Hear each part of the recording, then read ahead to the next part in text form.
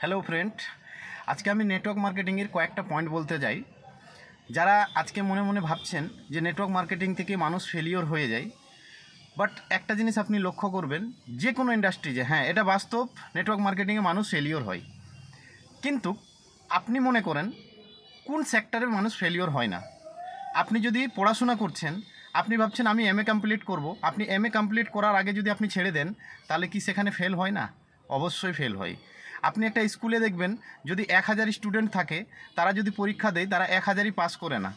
আপনি দেখবেন একটা বিজনেসের ক্ষেত্রে, ট্রেডিশনাল বিজনেসে আপনি যান, যদি আপনি একটা দোকানদার দেন, তাহলে যে মার্কেটে আপনি দোকান দিয়েছেন, প্রচুর মানুষ সেখানে কিন্তু সেই দোকানেও ফেল হয়েছে এবং তাদের বিজনেস পুঁজি বসে গেছে। ইভেন আপনি বিদেশে যান, সেখানেও ফেলিওর আছে।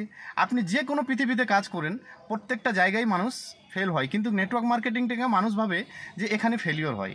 মাই ডিয়ার ফ্রেন্ডস, আলটিমেট হচ্ছে যে কোনো আপনি সেক্টরে যান, যে কোনো জায়গায় আপনি কাজ করেন, সেই জায়গাতে একটা জিনিস থাকে, সেটা হচ্ছে কি সিস্টেম।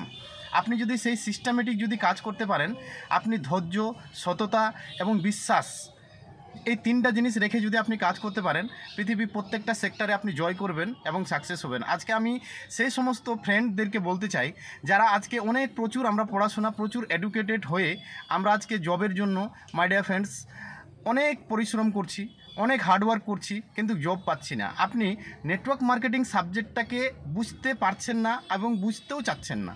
এটাই হচ্ছে আমাদের সবথেকে বড় প্রবলেম।